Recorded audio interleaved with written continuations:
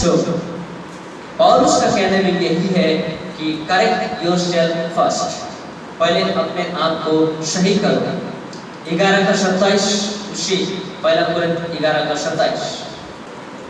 इसलिए जो कोई अनुचित रीति से प्रभु की रोटी खाए या उसके कटोरे में से पिए, वह प्रभु के देह और लहू का अपराधी ठहरेगा। अनुचित रीति से मेज में सहभागी होने जाने से वह प्रभु के देह और लहू का अपराधी ठहरेगा।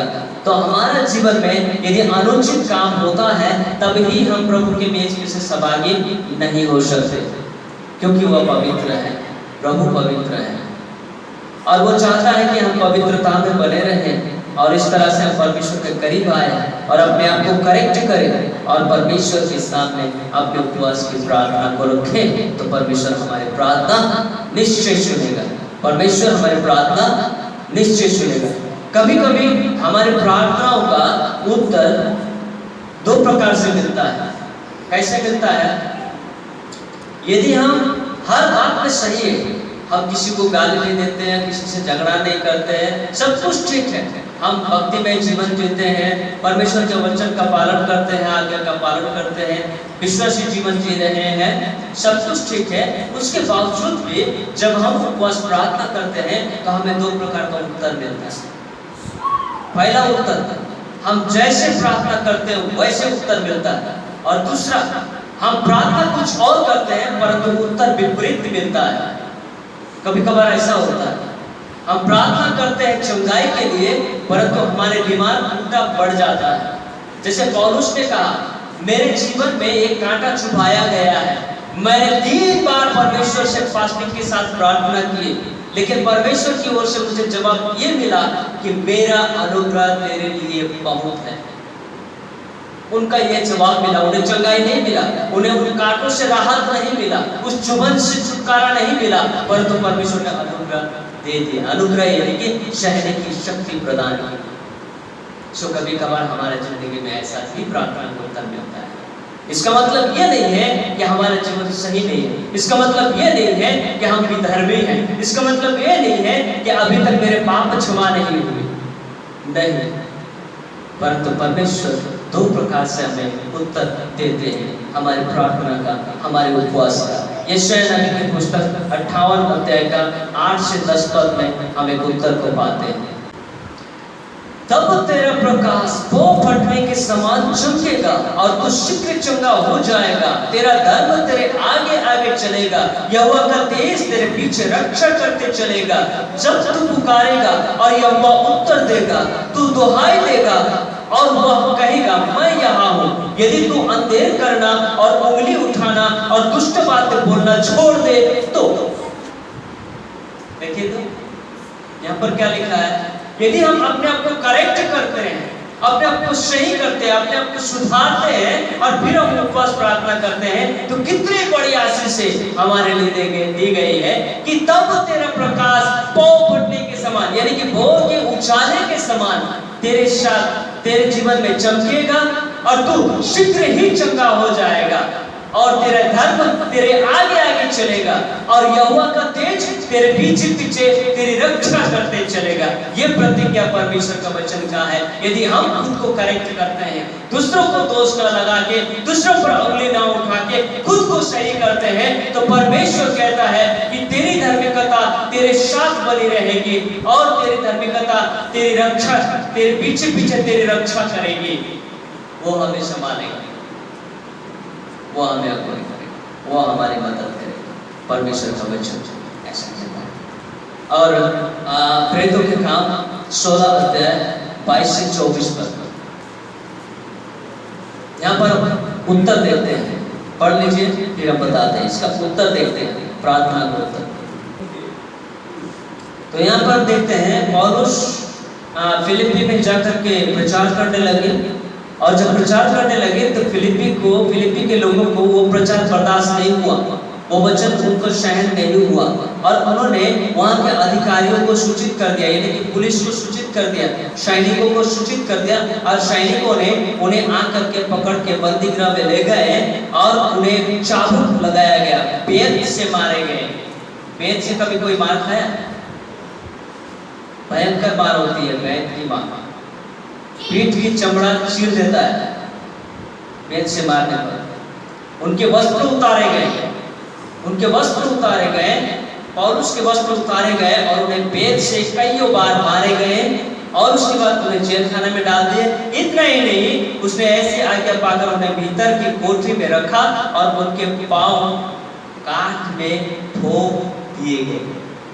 पांव को काठ में बेध दिया गया, ठोक दिया गया, ताकि वो भाग ना पाए, ताकि वो भाग ना पाए। तो यहाँ पर हम देखते हैं पौलुस ने परमेश्वर की पूरी पवित्रता, धार्मिकता और सच्चाई के साथ में परमेश्वर का वचन का प्रचार किया। नतीजा क्या मिला? उन्हें जेल जाना पड़ा, पिटाई खाना पड़ा, पैरों में उनके काठ के द्वारा ठोक दिए गए। और आगे हम देखते हैं उसका प्रतिफल क्या हुआ, 25 और 26 पद। तो यहाँ पर हम देखते हैं कि उन्हें जेल खाने में डाले गए, उनके पैर को काट से ठोक दिए गए ताकि वो भाग ना सके। और उस रात भी उतने पिटाई खाने के बाद, उसके पीठ के चमड़े फट जाने के बावजूद, पैर में काट से ठोके जाने के बावजूद, पौलुस और सीलास जेल खाने में क्या कर रहे थे? भजन गा रहे थे। भजन कब गाते हैं? जब हम खुशी होते हैं। लेकिन वो दुखी अवस्था में खुशी से परमेश्वर का भजन गा रहे थे, प्रार्थना कर रहे थे। और एकाएक भूकंप हो गया, अचानक भूकंप हो गया, उसके सारे बेड़ी सारे बंधक खुल गए और वहां के जेल खाने का जो फाउंडेशन है ना, न्यू मतलब नीचे का, बिल्डिंग का नीचे का फाउंडेशन वो हिल गया और सारे फाटक खुल गए, सारे फाटक अपने आप खुल गए और वे लोग भाग सकते थे, वे लोग आजाद थे, वे भाग सकते थे, लेकिन नहीं भागे, लेकिन नहीं भागे। परमेश्वर का प्रत्युत्तर कभी कभी हमें विदिन सेकंड में मिल जाता है, प्रार्थना करते करते मिल जाता है, लेकिन कभी कभी उसका विपरीत उत्तर भी हमें मिलता है, उसका विपरीत उत्तर भी हमें देखने को मिलता है। डैनियल की पुस्तक 6 अध्याय 18 से 30 पद। तो यहाँ हम देखते हैं राजा जो मिस्र का राजा था और वहाँ डैनियल एक बहुत बड़ा पद लेकर राजा की सेवा कर रहे थे, राजा की सेवा कर रहे थे। तो डैनियल को ऊपर में कुछ मंत्री लोग जलन हुआ, क्योंकि वो यहूदी थे और मिस्र लोग, दूसरे लोग, उनको वो बड़ा पद नहीं मिला था।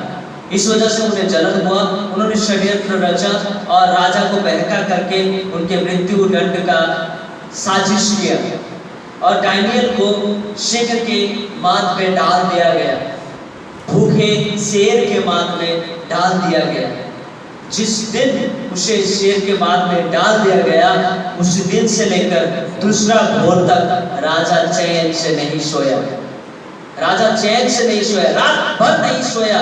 वो तड़पता रहा, मेरा दोस्त डैनियल कैसा होगा, मेरा मित्र डैनियल कैसा होगा, मेरा मित्र डैनियल को उसका परमेश्वर ने उन्हें बचाया है कि नहीं। वो बहुत ही अफसोस में पड़ गया और भोर होते ही, सूरज निकलने से पहले, वो सिंह के माथ पे आकर के कहता है, डैनियल, ओ डैनियल, मेरे प्रिय मित्र, जिस परमेश्वर की तू आराधना करता है, प्रतिदिन तू उपासना करता है, क्या उस परमेश्वर ने तुझे बचाया? डैनियल कहता है, राजा चिरंजीवी हो, राजा की आयु लंबी हो, मेरे परमेश्वर ने मुझे बचाया है। राजा हाथ बढ़ाकर उन्हें वहां से निकाला, उन्हें वहां से निकाला। परमेश्वर का सेवक, परमेश्वर का दास को कभी कभी बहुत बड़े बड़े मुसीबतों का सामना करना पड़ता है, लेकिन कभी कभी परमेश्वर उन मुसीबतों से हमें छुटकारा भी देता है। और वो डैनियल कैसा व्यक्ति था? राजा ने उसके बारे में साक्षी दी कि वह प्रतिदिन परमेश्वर की उपासना करने वाला व्यक्ति था, दिन में 3 बार परमेश्वर से प्रार्थना करने वाला व्यक्ति था। और इस वजह से परमेश्वर ने क्या किया? सिंह के मुंह को स्वर्गदूतों को भेजकर बंद करवा दिया, बंद कर दिया, पकड़ के मुंह बंद कर दिया और डैनियल को मरने नहीं दिया। हालेलुया! डैनियल को मरने नहीं दिया और डैनियल की धार्मिकता और पवित्रता और परमेश्वर के साथ सही संबंध की वजह से परमेश्वर ने उन्हें बचाया।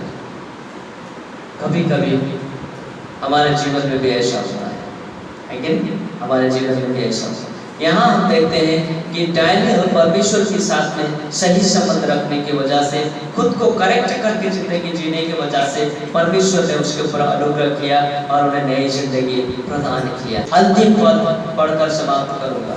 दूसरा शामुएल 12 अध्याय 16 से 23 पद। सो यहाँ दूसरा शामुएल 12 अध्याय का 16 से लेकर 23 पद में इस बात को देखते हैं कि राजा दाऊद अपने बेटे के गंभीर बीमार होने के कारण से वह दुखी हुआ और वो अपने पिता परमेश्वर से उपवास की प्रार्थना करने लगे। जानते हो दाऊद कितना दिन प्रार्थना किया? दाऊद वही काम किया जो मत्ती रचित सुसमाचार 6 अध्याय में हम पाते हैं। प्रभु यीशु मसीह कहता है, जब तू प्रार्थना करे तो अपने कोठरी के अंदर जा, द्वार बंद कर और पिता से जो गुप्त में तुझे देखता है प्रार्थना कर। दाऊद ने वही किया। दाऊद अपने कमरे में गया, दरवाजा बंद किया और अपने राजशाही ड्रेस को उतारा और साधारण कपड़े पहनकर वहां पर उपवास में बैठ गया। वो तब तक रूम से नहीं निकला जब तक उसके बेटे का कोई रिजल्ट नहीं आया। और वो 7 दिन तक कमरे के अंदर खुद को बंद करके रखा और 7 दिन तक न तो उसने कुछ खाया न तो उसने कुछ पिया। और 7वें दिन उनका बेटा मर जाता है। वो अपने बेटे के जीवन दान के लिए प्रार्थना करता है, लेकिन उनका बेटा मर जाता है। 7वें दिन जब उसका बेटा मर जाता है तो वो उनके नौकर लोग जो थे वो घबरा जाते हैं, डर जाते हैं। वो कहते हैं, मेरा स्वामी, मेरा मालिक, मेरा राजा अपने बेटे के बीमार होने से इतना दुखित हुआ कि वो अपने आप को दरवाजे को बंद करके कमरे में बंद कर लिया और 7 दिन तक कुछ नहीं खाया।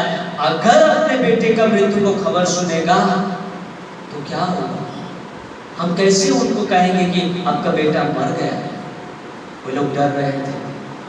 लेकिन जब चारों तरफ सन्नाटा छा गया, जब बच्चे बीमार थे सब रो रहे थे, बिलख रहे थे, लेकिन जब बच्चे मर गए तो सन्नाटा छा गया और राजा दाऊद को पता चल गया। और राजा ने पूछा कमरे के अंदर से, क्या मेरा बेटा मर गया?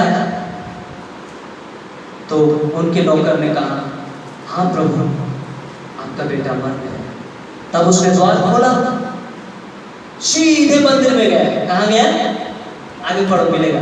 सीधे मंदिर में गया और मंदिर में जाकर घुटने टेक कर प्रभु का धन्यवाद दिया और वापस आया, नहाया धोया, साहसी मतलब राजसी वस्त्र लगाया और अपने लोगों के बीच में आया।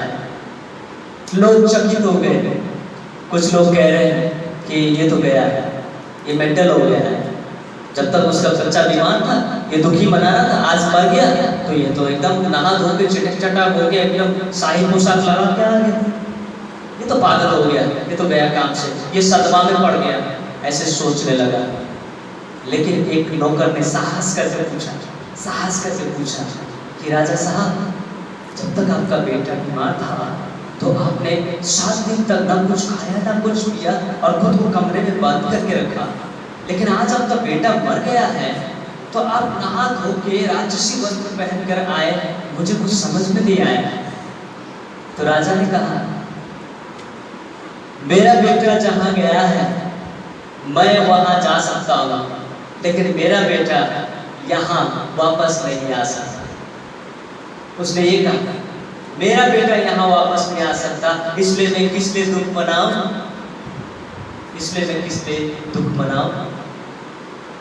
आपके पास यदि प्रॉब्लम है, यदि प्रॉब्लम का सॉल्यूशन है तो आप किस लिए दुख मनाएंगे? और यदि आपके पास प्रॉब्लम है, आपके पास सॉल्यूशन नहीं है, तो फिर किस लिए दुख मनाओगे? किस लिए चिंतित होगे? जरूरत नहीं। जब सॉल्यूशन नहीं है तो क्या कोई उपाय है नहीं, तो फिर किस बात का दुख होना? और यदि उपाय है तो फिर किस बात का दुख होना? जब बेटा मेरा था तो परमेश्वर का था, और जब मेरा बेटा नहीं था तो परमेश्वर का ही है। हमारा उत्तर कभी कभी नेगेटिवली आता है, इस प्रकार का उत्तर भी आता है ना? उसने अपने बेटे के जीवन दान के लिए प्रार्थना किया, परंतु उनके बेटे का मरा हुआ मुंह उसे देखने मिला। इसका मतलब ये नहीं है कि दाऊद विधर्मी था, इसका मतलब ये नहीं है कि दाऊद धर्मी व्यक्ति नहीं था, वो अच्छा व्यक्ति नहीं था, ऐसा नहीं है। अगर वो धर्मी व्यक्ति नहीं होता तो वो सबसे पहले दौड़कर मंदिर में जाकर परमेश्वर को धन्यवाद नहीं देता, है ना। आज हम परमेश्वर को धन्यवाद देते हैं कि नहीं, हमारे विपरीत उत्तर पाने पर, है ना। हमें सोचने की जरूरत है। और उपवास का मतलब ये नहीं है कि हम जिस विषय को लेकर प्रार्थना करेंगे वह विषय सफल होगा, वह बात सफल होगा, ऐसा नहीं। कभी कभी परमेश्वर हमें विपरीत उत्तर देता है, लेकिन ज़्यादातर जो हमने पदों में देखा, बाइबल में देखा, उसका सटीक उत्तर जो सकारात्मक उत्तर हमें मिला, सपोर्टिव आंसर हमें मिला, है ना, ज़्यादातर। लेकिन कभी कभार परमेश्वर नेगेटिव उत्तर भी हमें देता है, लेकिन उसके लिए भी हमें परमेश्वर को देना, धन्यवाद देना भूलना नहीं चाहिए। परमेश्वर ने आज के थोड़े से समय में काफ़ी बातों को हमें सिखाया है। हम परमेश्वर पिता का धन्यवाद करेंगे और आने वाले दिनों में हम अपना प्रयास और कोशिश करेंगे कि हम अपने आप को करेक्ट कर सकें, अपने आप को सुधार सकें और हमारी प्रार्थना, निवेदन और उपवास की प्रार्थना को लेकर हम प्रभु के चरणों में आ सकें। परमेश्वर हम सभी को इस योग्य बनाए और आप सबको बहुत बहुत धन्यवाद ध्यानपूर्वक सुनने और समझने के लिए। आगे के जीवन परमेश्वर के हाथों में सौंपते हैं। परमेश्वर हम सभी को आशीषित करे। धन्यवाद। जय मसीह।